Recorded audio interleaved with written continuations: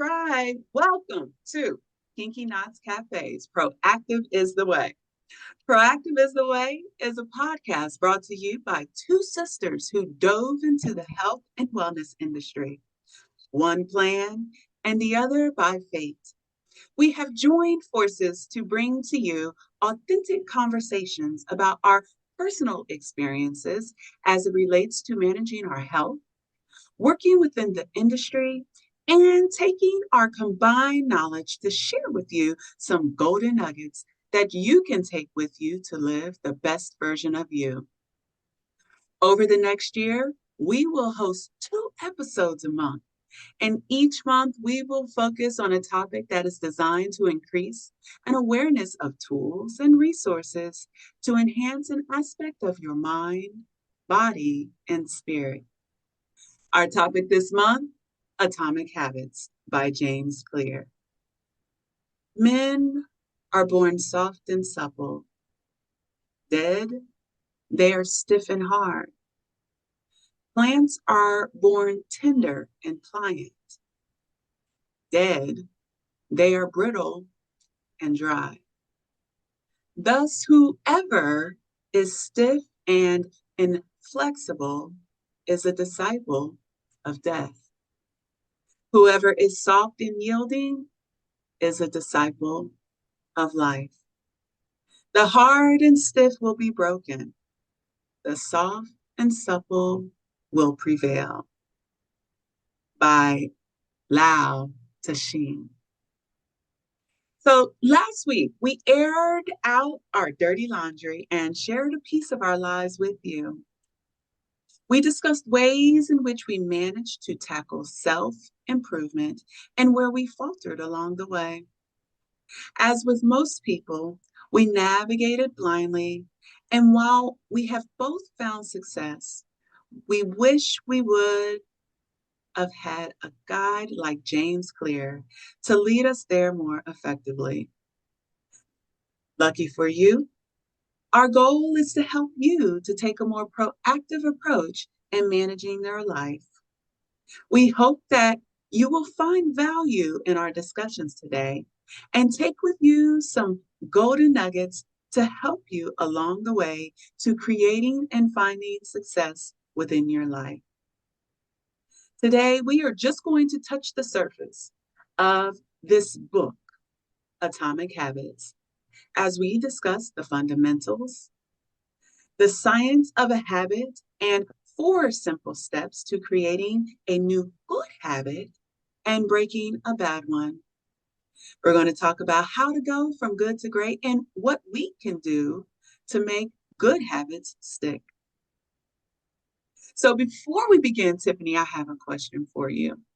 On a scale of 1 to 5 stars, with 5 being it was on fire, a must-have, how many stars would you give James Clear's book, Atomic Habits?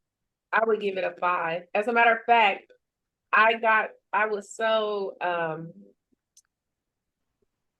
enthusiastic about reading this book, and it ignited a fire in me that I went and I subscribed to his weekly newsletter. So now I'm receiving his weekly newsletter. I subscribe to him on Twitter. I subscribe to him on Instagram, which, I'm not even on social media, but I do go there to look and see what he has. He does a weekly Thursday inspiration or a weekly Thursday thought, and also a question that provokes insight for your day or even for your week. And so, yeah, I would give this a 5. Yeah, I'm with you. I gave it a 5 too. I was like, I think what makes an author great in this whole self-help genre is how well one can connect a topic personally, and then how well they can connect it to their audience. And, the manner in which James used the plight of other organizations and people's lives to overcoming obstacles, it really helped me to grasp the overall concepts highlighted. And it made it really enjoyable to read. I literally, Tiffany, in the mornings, I couldn't wait to hop on my treadmill and start reading these pearls of wisdom in which James dropped on us. It was definitely enlightening. It Um, was powerful. And how he because I really like science, and how he integrated neuroscience into this, how he made it applicable. Yeah, you're right about him. He really knows how to connect with his audience, a variety of different a audiences. variety, yeah, it was awesome. So, all And he right, because captured that yeah, well. he was on point with that. So let's go ahead. We're going to take some time. We're going to unpack some of these pearls. We started off last week unpacking some of those pearls and just a little bit, but now we're just going to dive a little bit deeper. Okay. And so I'm going to pull up my presentation, share my screen here with you all, and hopefully you have the ability to see. Here we have the presentation, Atomic Habits by James Clear. And we are going to start by focusing on our learning checklist today. What do we hope to get out of our discussions here today? We'll cover the fundamentals, where we'll dive into some concepts that James highlighted.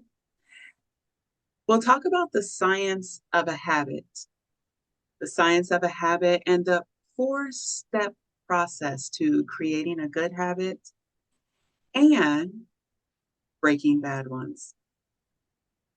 We'll close things up with how do we go from being good to great? And then how to make it all last, how to make those habits finally stick.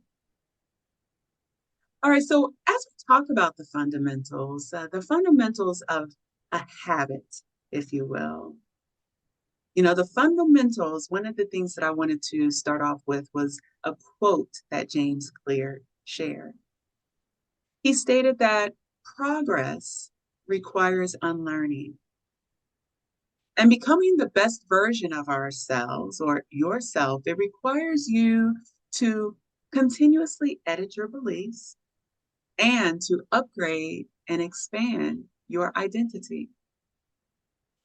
So, underneath, as we highlight the fundamentals, we're going to discuss here within the fundamentals the 1% rule. We'll also cover here goals versus systems. And then we'll wrap things up with outcome based versus identity based when we are trying to form a new habit. All right, so the 1% rule. I'll start with another quote that James Clear provided. He indicated massive success does not require massive action. If we can take the approach of improving just 1% daily, the effects of those small improvements will be more meaningful within our lives over time and eventually shape us into who we want to become or not become. The compounding of these small changes, keep in mind they can be positive or negative. So essentially, he highlighted in this particular area this ideology, if you will, it can work for you or against you. And Tiffany, I just wanted to get your thoughts overall. What did you think about that whole ideology of the 1% rule? I thought that was genius to break it down. With any thought, with any progress that you're trying to make, if you break it down in parts, you're more likely to be successful, to progress, or not even just to be successful. You're more likely to progress, right? Mm-hmm. So the way that he utilized that, um, the way he utilized that thought, um, or presented it to us, was really genius to me.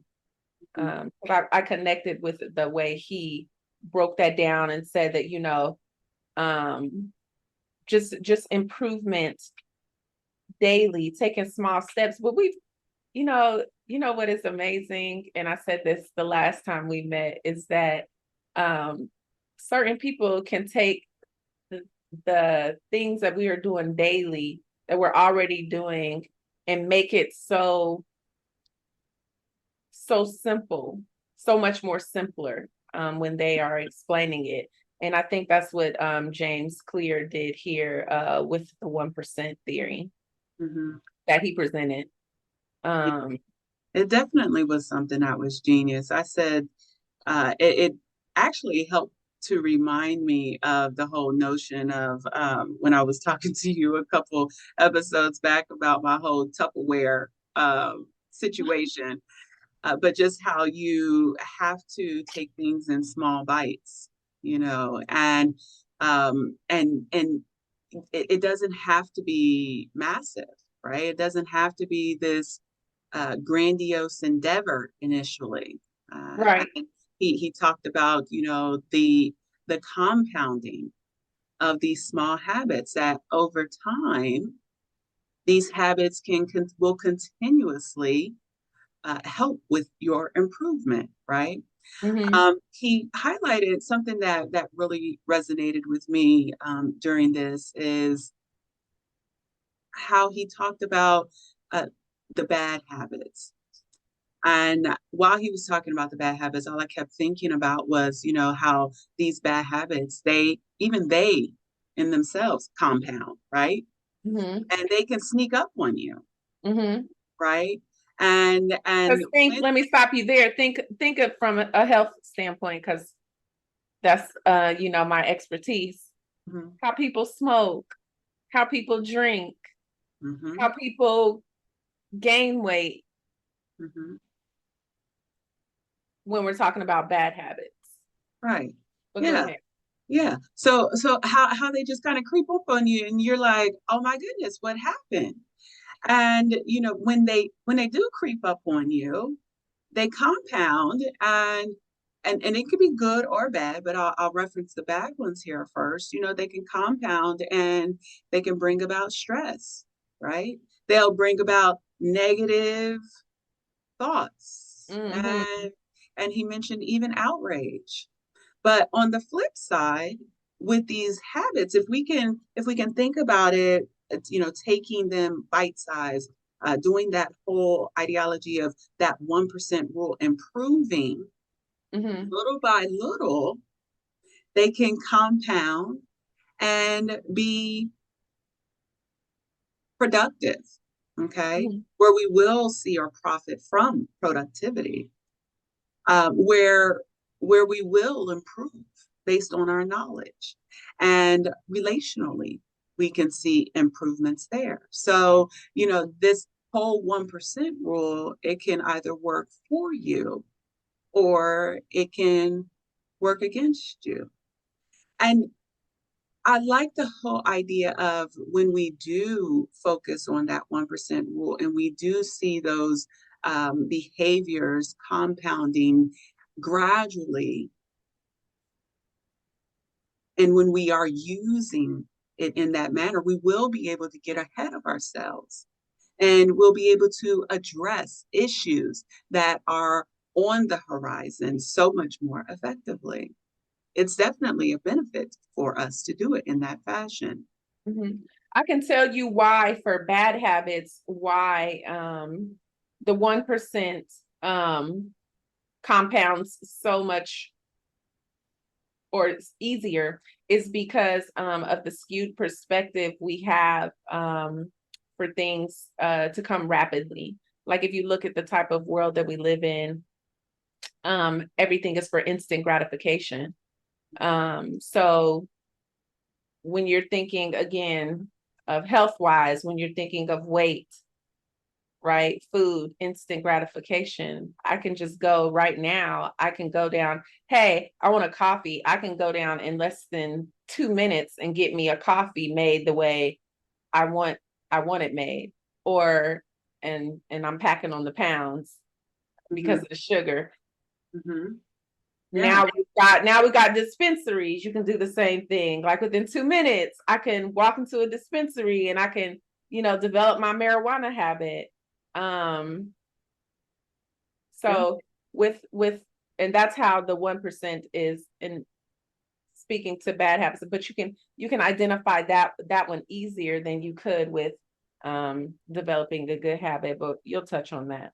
Absolutely, absolutely.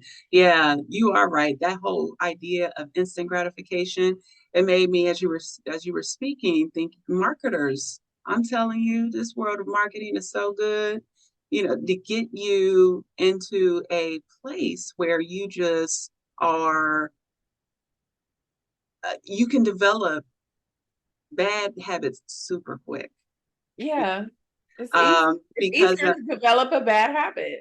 we have an addictive mind, right? We have an Mhm. addictive mind that wants to be, and you say with that gratification. Um, that's powerful, Tiffany, that you shared that. We literally have set ourselves up. So in order for us, though, to get ahead of that, and this was something that he shared as well, is that it's so important that we have a sense of an awareness. Right. And one of the things that he shared was, in order for us to commence this process and kind of, get a handle on what are our habits. And I shared last, a couple of weeks ago, we didn't even think about some of the things that we do on a daily basis. Mm-mm. Brushing our teeth is a habit, Mm-hmm. right? Eating is a habit. These are classified as habits. And in order for us to, kind of get ahead of ourselves, we we should commence the process of assessing where we are today by tracking our habits and continuously making a conscientious effort to evaluate and monitor our progress. And why is this so important? And I'm going to go back to what you had shared and what you just shared. You had mentioned in our last podcast how you see patients and they come in, they're complaining about how they gained weight. Tiffany, this was so funny. How they gained weight. And you were like, so help me to understand. When did you notice that your weight was becoming out of control?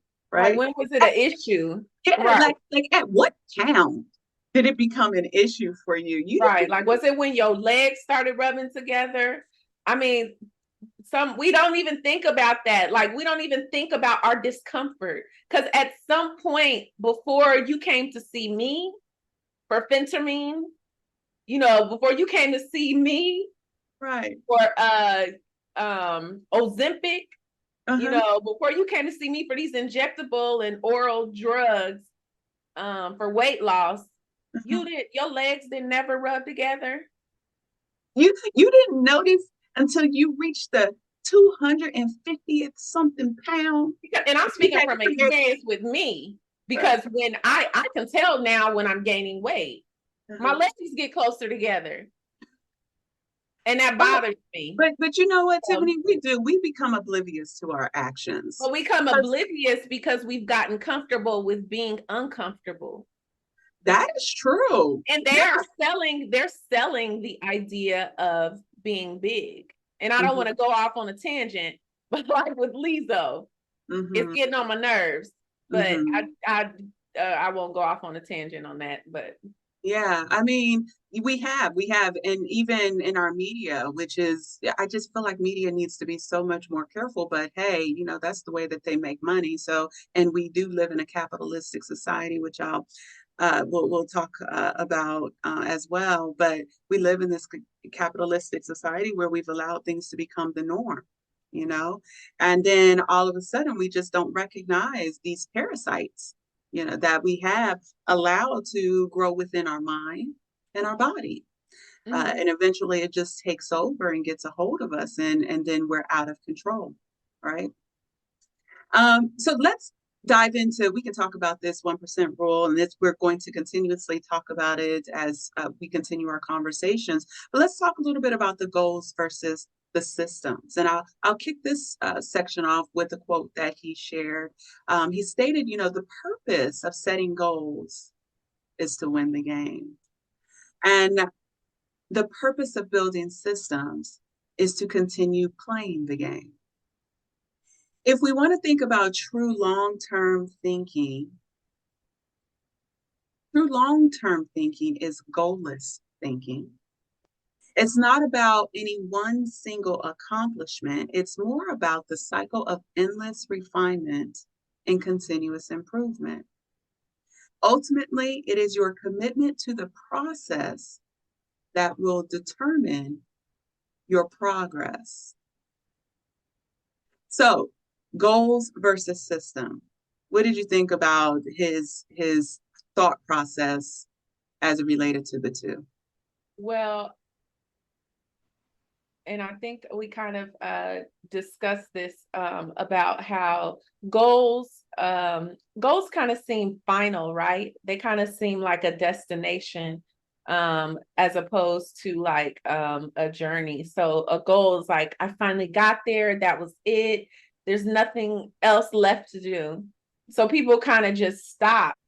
But yeah, I thought that was powerful what he was saying about goals and goal setting. But then again, we talked about the contradiction of that too. Mm-hmm. Yeah, because I think we should be very careful. Goal setting, it is not obsolete. It definitely is something that it is important. It's extremely important. But I think, where we have to be mindful is the evolution of a goal, right?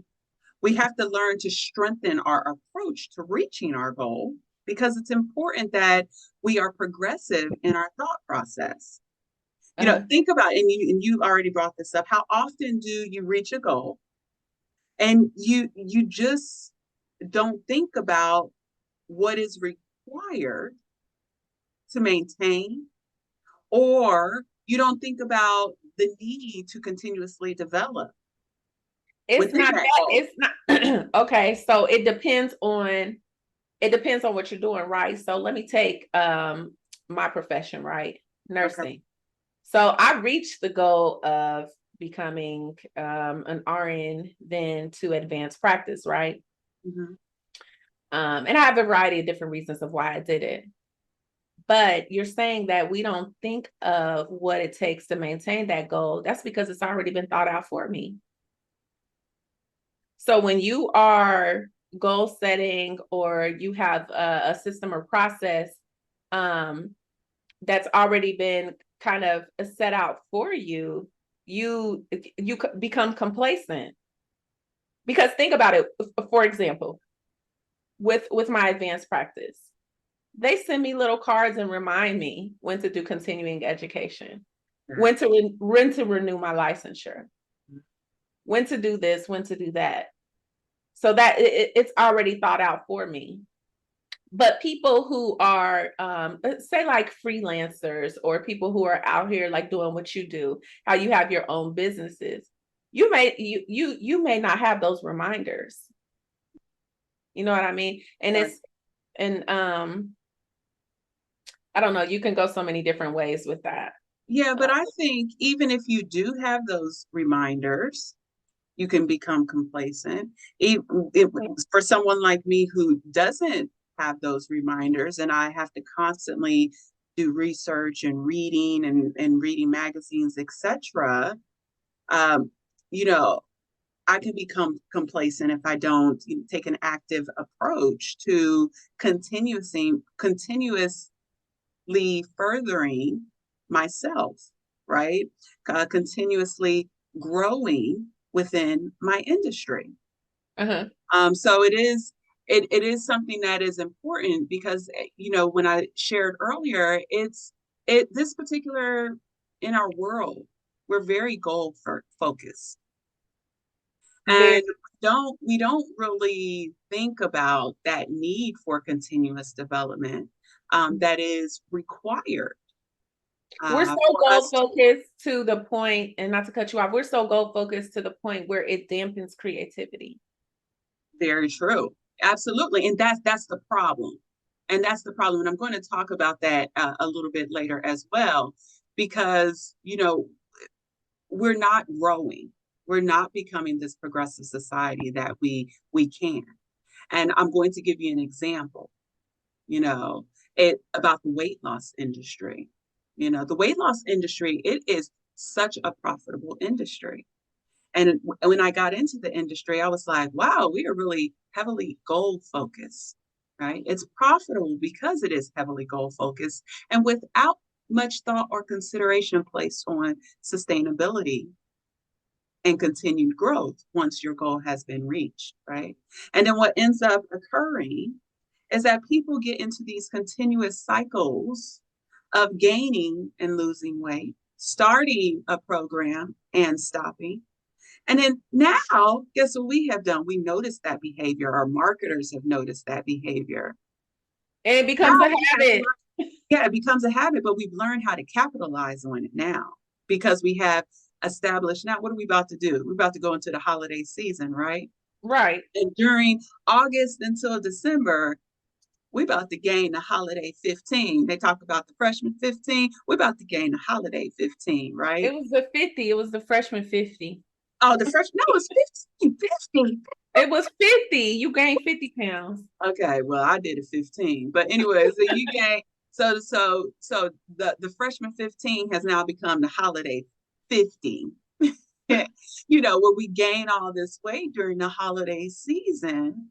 And then what happens come January? What do they do? What are we pushing in? Run to the doctor. They pushing gym memberships, YMCA, Planet Fitness, 24-hour fitness. Right, because they know that they've created this system where it's cyclical and we can capitalize on it now, right? It's just our way to make money. We've really built this whole idea on our capitalistic mentality. And I also even see this in religion, right? We have all these grandiose ideas about how to get people to walk the life of Jesus or be like the prophet, but we don't really take into consideration, number one, that these beings were designed for a period of time that really no longer exists today. We judge, we give advice without the considerations of evolution. And Right. this, in turn, it has made many of us complacent even within our spiritual growth. And many have now started turning away from the idea of religion, especially the young people, right? Because it's too archaic and it's non progressive.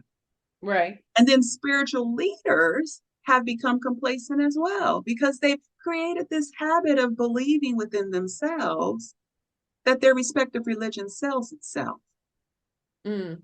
And of Mm. course, at the end in the Bible and even in the Quran, there's nothing else to be had. There's no additional evolution to be had because God forbid you add on to it. God forbid you evolve what was shared,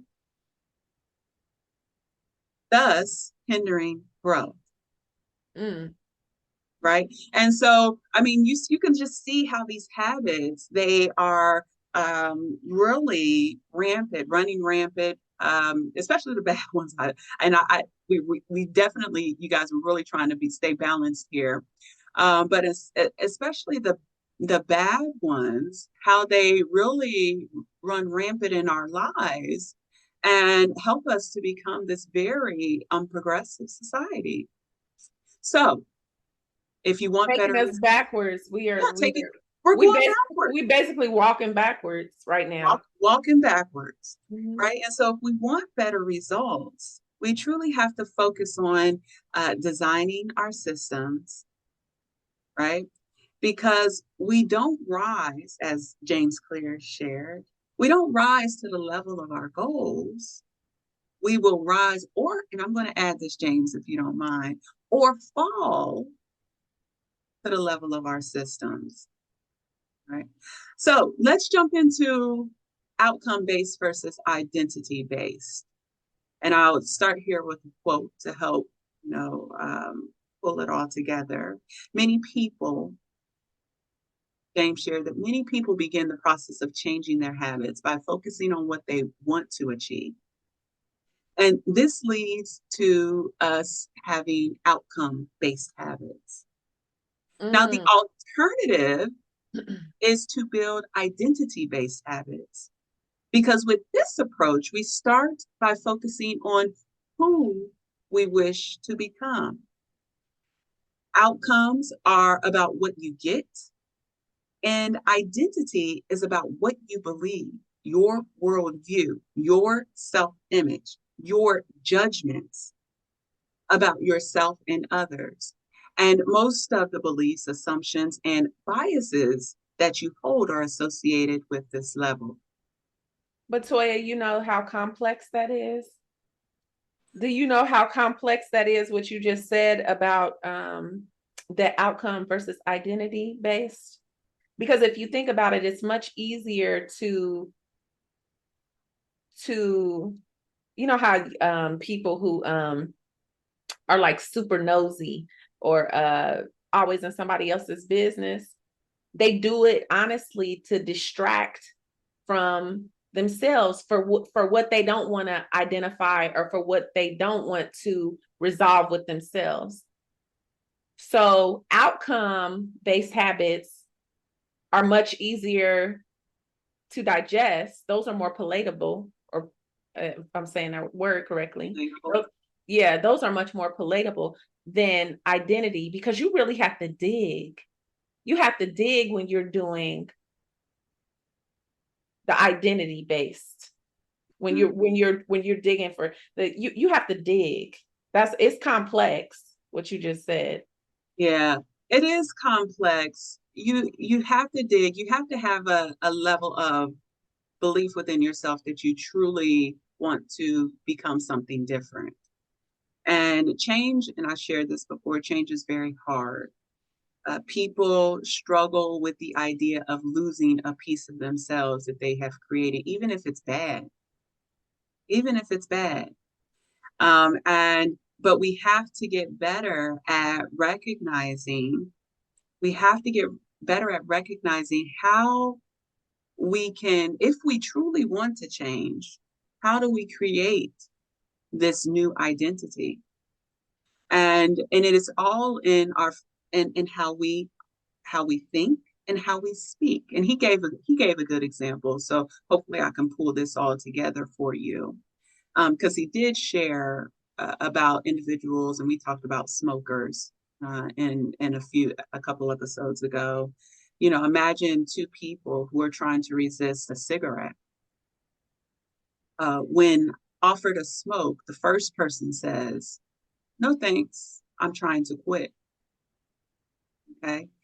And then the other person says, "No thanks, I'm not a smoker." Now, out of these two individuals, which one do you think is going to have long-standing success with quitting? The one that says, I'm not a smoker. Bingo, right? Because the first person, they believe that they are a smoker who is trying to be something else. That was powerful when he said that. I remember that now. Yes, Because yes. I'm listening to these. Uh-huh. So I think that because of the way that I'm taking in the information, Mm-hmm.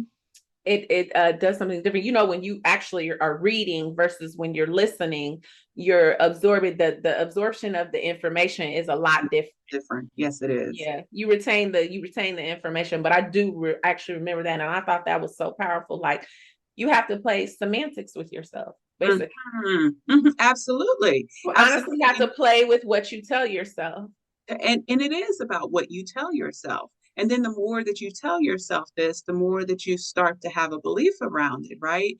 And when Right. I get to my song choice, I'm going to highlight that as well, because Oh, okay. the more that you tell yourself that you are this, and you're not really changing, right? But you're thinking about it. You'll be consistently just thinking about it. But if you make it finite, right? And you completely shift, or completely have a shift within your identity, then you will truly become what it is that you desire to become. And so he gave some more examples, and I'll highlight this. He said, the goal is not to read a book. The goal is to become a reader. The goal is not to run a marathon. The goal is to become a runner. The goal is not to learn an instrument. I had to think about this one. I was like, not learn an instrument. So what is my goal? The goal is to become a musician. And I could give an example of this because he's right on that. I had a goal to learn how to play the piano. I played a couple songs. I was so excited. I played a couple songs. Yeah. I was like, ooh, holiday season about to come up. I'm about to be playing some music, right? And then I stopped. I don't do it anymore, right? I reached my goal. But if I thought about becoming a musician, I would have continued. I would have continued crafting, improving, etc. But I got so excited, I knew how to play some Bob Marley, and I said, "Oh, well, I'm done. Right, I'm done. I don't have to go any further."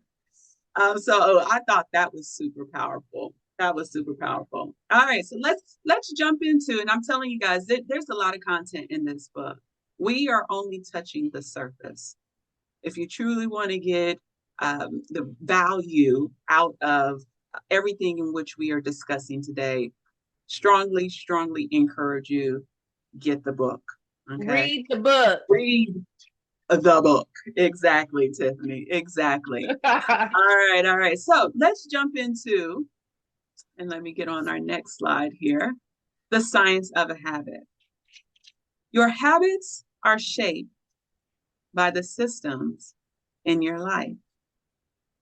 To create a new good habit or to break a bad habit all depends on the systems in which we establish to manage the endeavor.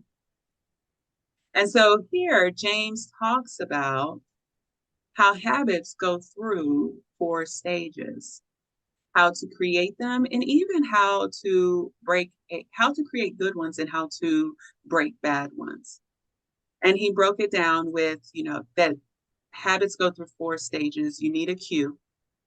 And within that cue, how do you make creating a new habit? What are the cues that you need to make it more obvious? To break it, how do we make it invisible? Mm-hmm.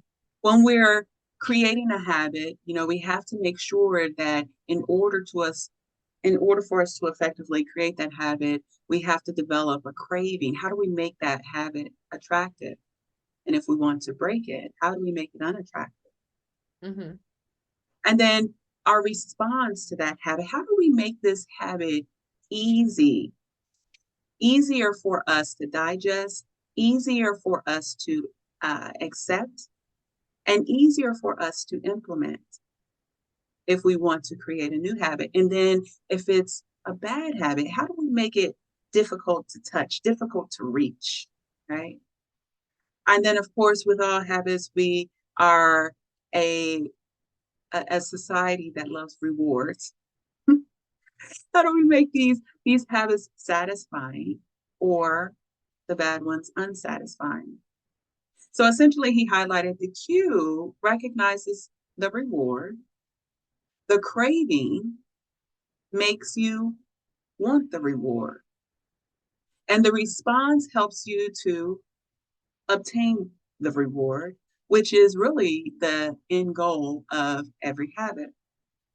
Now, the first 3 steps he highlighted, it is about delivering the behavior. The reward encourages repeated demonstration of that behavior. And if any of these steps are missing or lacking, it's going to be very difficult to form a habit. The 4 steps form an infinite cycle, if you will, known as the habit loop. And this loop, it can be divided into 2 phases. The first phase is the problem phase, comprised of the cue and the craving. You realize the need to change at this phase. And then the second phase is the solution phase, which is composed of the response and reward. And this phase is where you act and achieve your desired change. So what were your thoughts about that, Tiff? I really enjoy processes. That's actually how I kind of think. My mind thinks in stages, it thinks in processes. And going back to, what I do for a living, I have to think in stages, in process. So this was relative to me.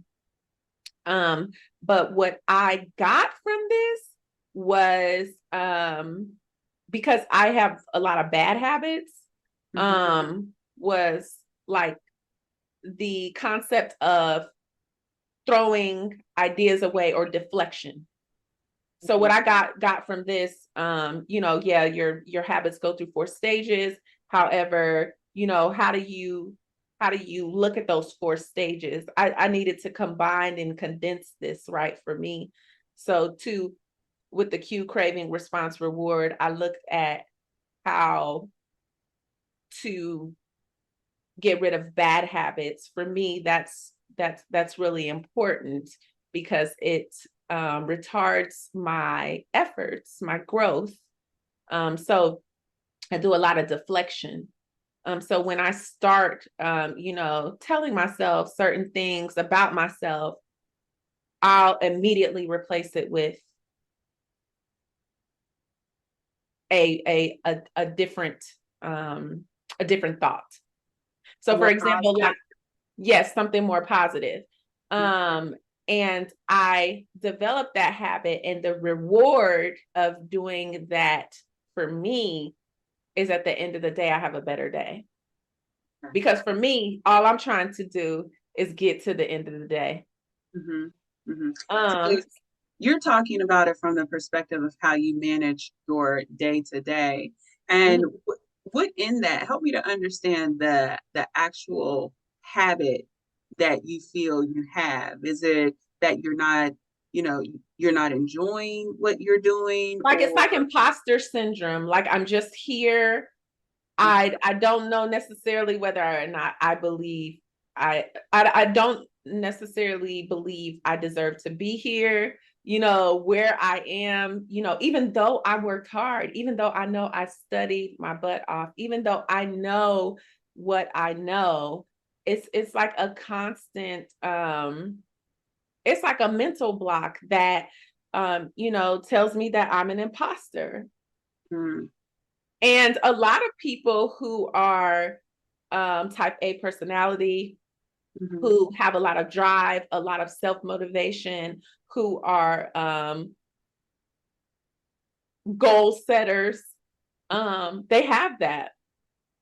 Like, think of your goats, and these people that are termed greatest of all time.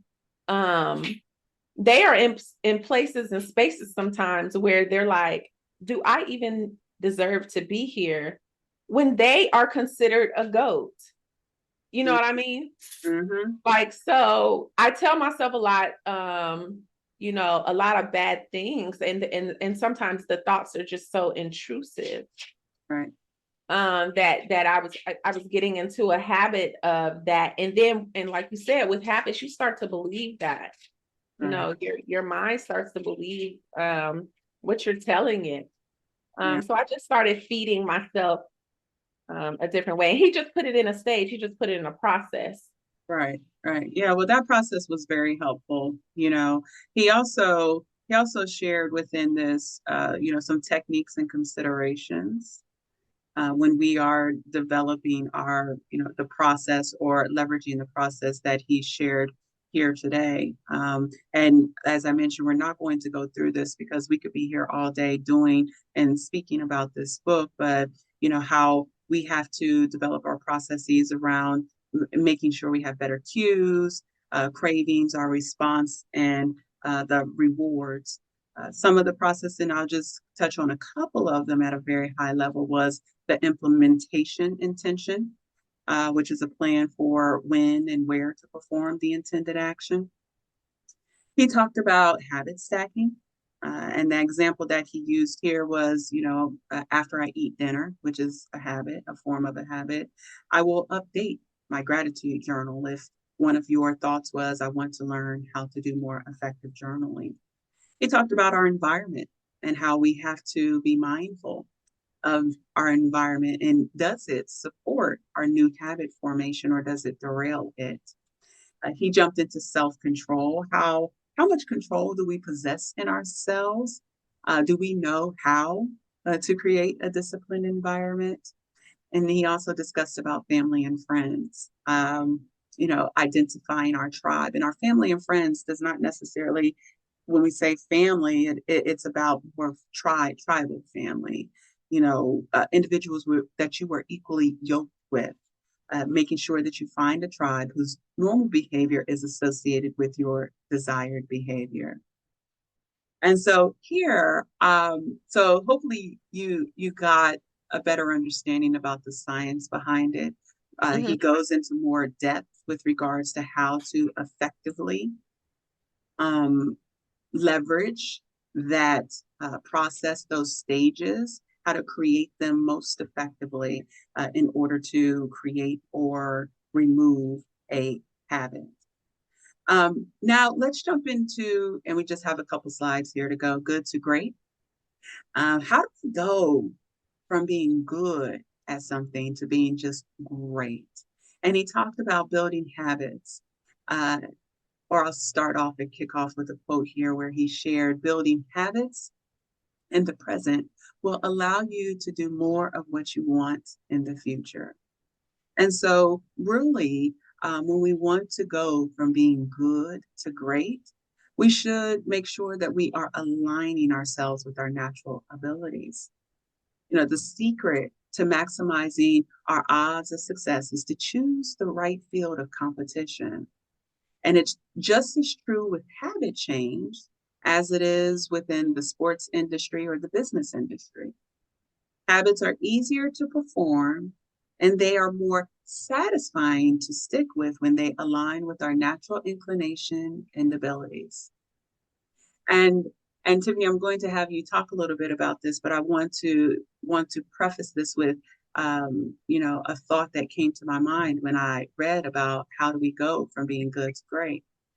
And it made me think about how often we are pushed into the wrong industry because of our environment, by friends or family who believe that it will make money or lead us to notoriety.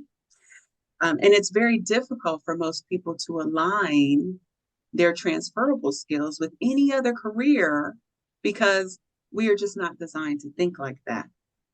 And most will pick a role or industry and then that's it, right? And then they focus and they hone in. We're always told to find our niche. And then when life or fate forces us to transition or develop new ways, we crash and burn. Mm-hmm. And so, in that respect, I do believe James, he's right here. I believe that, in order to be successful, make sure the constructive habits that we attempt to create are aligned to our inclinations and our abilities. However, and I think I shared this with you when we were a bit offline, I want to challenge us to practice agility, to practice flexibility, and learn how to find success and build the right habits in any environment. And so, for example, my background is in HR. But when my life started heading south all on its own, I had to develop new habits to survive. Habits around my health, my career, and my livelihood to find success. I had to I had to be like water and flow within the storms that were carving new terrain for me to navigate.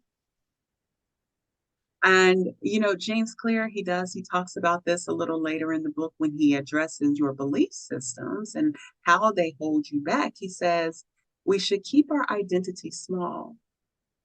The more that we let a single belief define us, the less capable we are of adapting when life challenges us. And Which is why motherhood is a good example of that. mhm. Yeah, When elaborate on that. you when you let a single belief define you. Mothers are taught that. You're taught motherhood is this or that, and that's who you are. Mhm. Yeah. Yeah. You can stay at home as well too. Also, we're going to take your shoes off because we want you to be barefoot as well. Mm-hmm. Oh, and also you're going to wear an apron. You're going to wear an apron, and in probably 13 more months, you'll probably be pregnant again. Mm-hmm. So in motherhood, that's a good example of But I would say we have a lot. evolved, right, around that because We I have, and talk women are about working outside of the home. this. Mm-hmm. That's embraced, or potentially it's embraced. But I don't know if you notice we are walking backwards if you look at the information about, I mean, the uproar about abortion. Mm-hmm. Yes, yes. Well, some of our rights are being taken away from us, right? Yeah. Right, but just trying to place the woman back Back in, into that single belief mm-hmm. system of Well, where women should be. we'll talk about that too because abortion is about the plight of a particular ethnic group, right? Uh-huh. Abortion is all about making sure that there's a continuous flow of, of people or a particular ethnic group. But we'll talk about that. That's a whole nother Yeah, conversation. that's a whole right. I just wanted to give the example Right, of right. But popped but in my yeah, head. but yes, but you are right. The whole idea of a woman and being pregnant, barefoot, over the kitchen stove, etc. But I will say we have definitely made progress in that area because we now do believe that women can do so much more. Matter of fact, when women are in areas where they are leading and managing, you tend to find that things move a little bit more smoothly. And we think holistically a little bit more holistically about our approach into management. Once again, though, another topic for another day. Okay.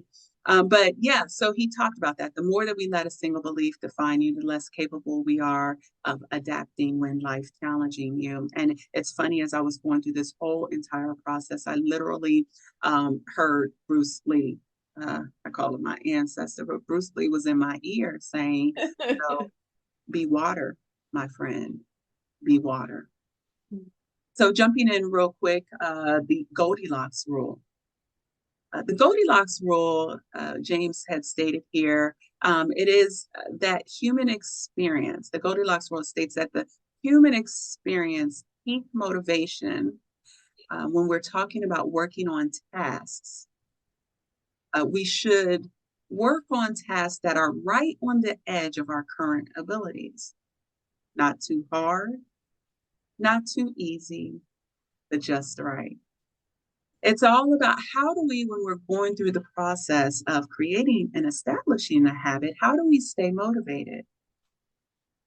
However, right, because when we think about creating a habit, creating a good constructive habit, there's a lot of repetition involved in it. And as a result, on the flip side of that, you will find a level of boredom, and we have to be mindful as to how do we maintain that motivation.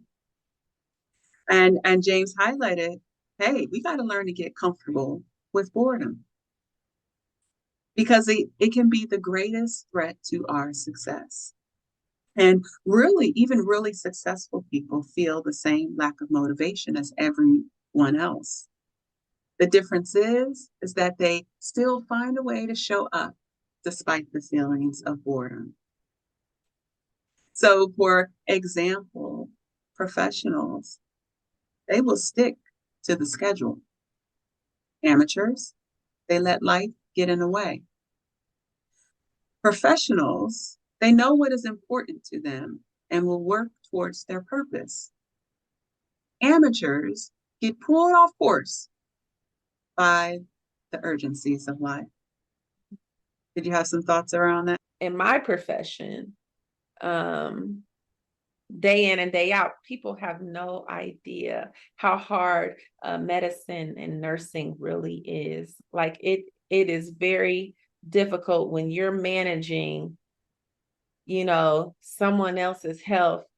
They, whether it was intentional or not, they messed it up. Not you, but you got to figure it out how to fix them. And it better be a good plan or you gonna get sued. You know what I mean? Yeah. So So within your profession, you definitely have to, just to go back to what we shared about making sure that, and this actually is a great segue about how you should avoid the trap of complacency, right? mhm, You have to really master your profession.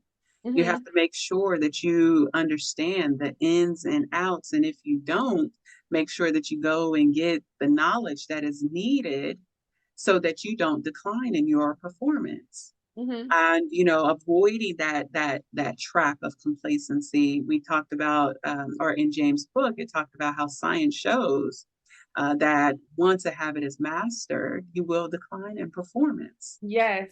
right? Yes. And It's improve. true.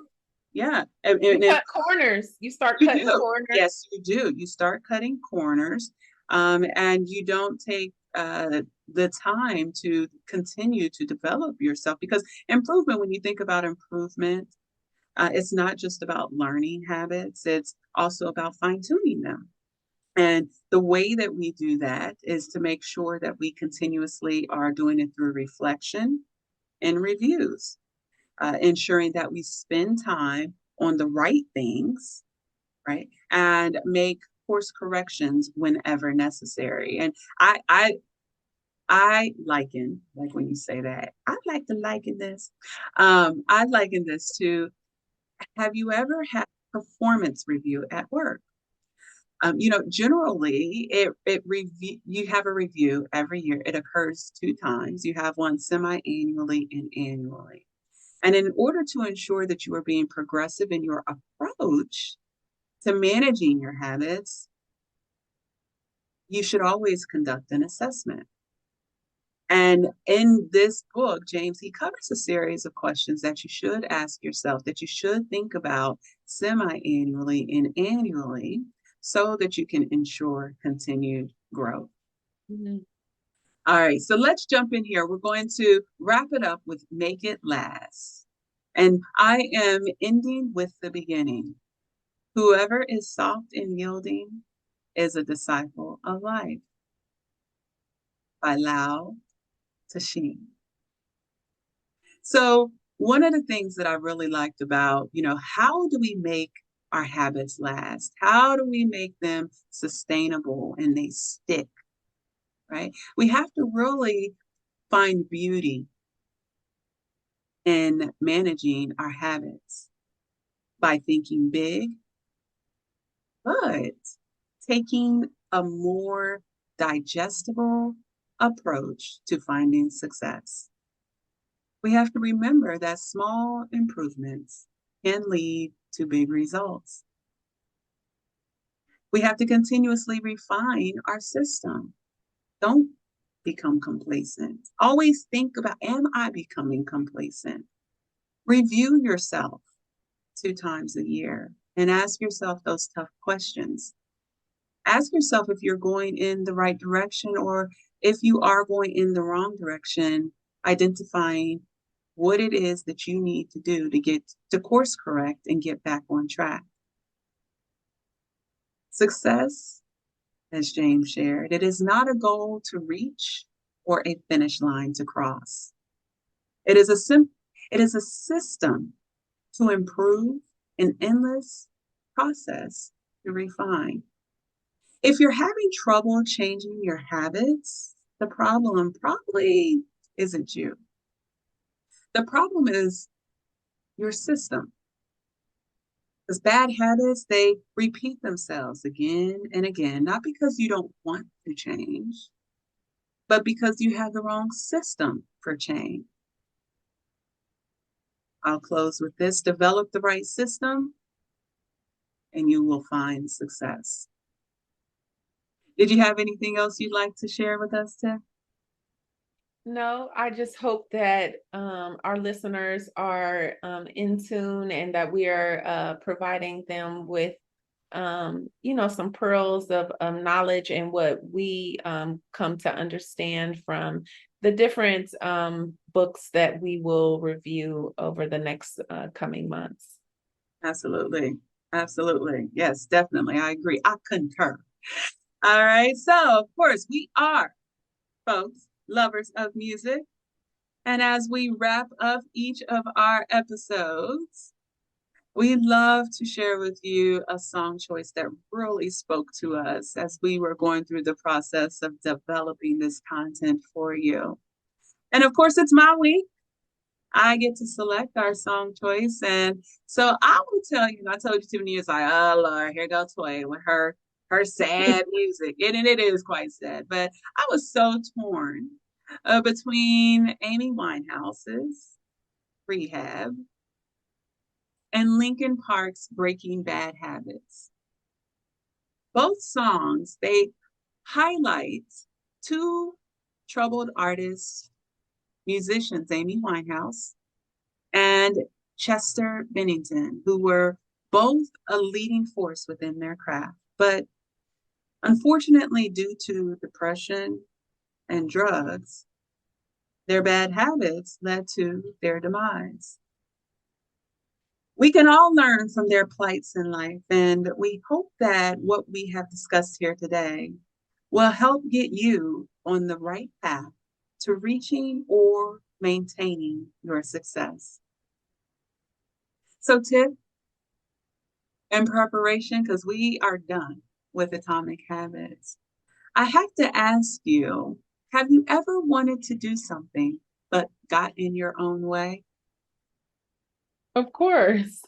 24/7, right? Right. Well, let me tell you this, folks don't want to miss our next episode because we are really going to dig down super duper deep about why do we do this? We're going to talk about self-sabotage as we begin the review of our next book, The Mountain Is You by Brianna Wyeth. So please make sure that you join us. We do look forward to you joining us. And of course, in preparation for our discussions, we have included in the description where you can pick up a copy of the book. To access all replays or learn more about Kinky Knots Cafe's Proactive is the Way, please visit www.kinkyknotscafe.com. Proactive is the way, my friends. Take good care.